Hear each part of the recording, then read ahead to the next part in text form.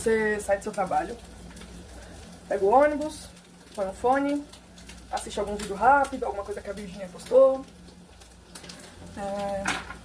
se diverte com aquilo faz passar o tempo. O dia foi estressante, então você vê uma bobagemzinha na internet, ajuda a desestressar, esquecer os problemas, esquecer as contas, esquecer tudo.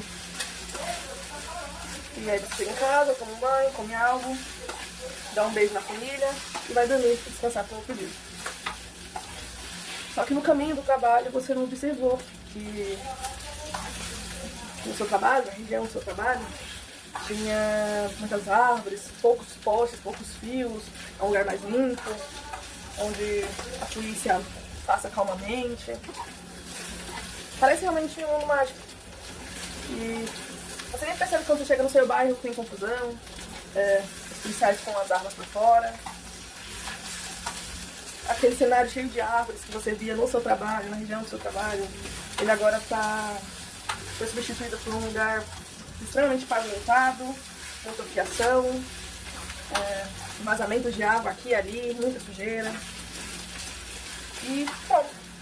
Ali você perdeu, acabou de passar batido por uma observação política.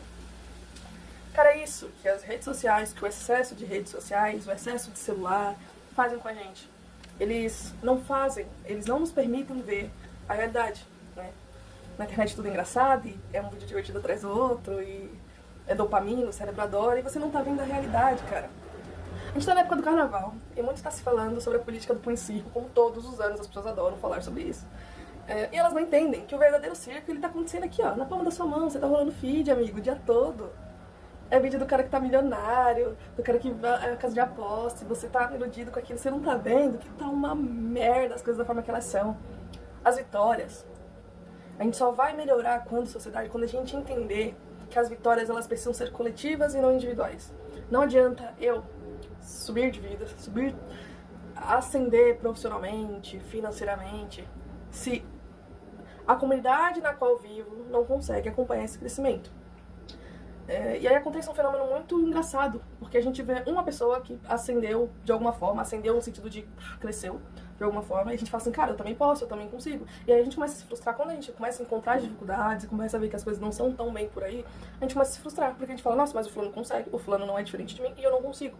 Mas é porque o sistema político no qual a gente vive, ele precisa desses pequenos, como eu posso falar, dessas pequenas ascensões, né, para que toda a massa continue trabalhando, né? É tipo assim, uma luzinha no fim do túnel para que a gente não pare de andar, certo? E por quê? Porque a gente andando e não vendo, a gente precisa produzir, mas sem perceber a forma como a gente se organiza. E é só desta forma que o sistema consegue se manter.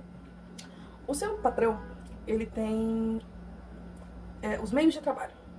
Ele tem as máquinas, ele tem a grana, ele tem a matéria-prima, ele tem o conhecimento, muitas vezes, porque estuda fora, traz conhecimento de fora, tem os meios de produção. E você, trabalhador, tem a força de trabalho.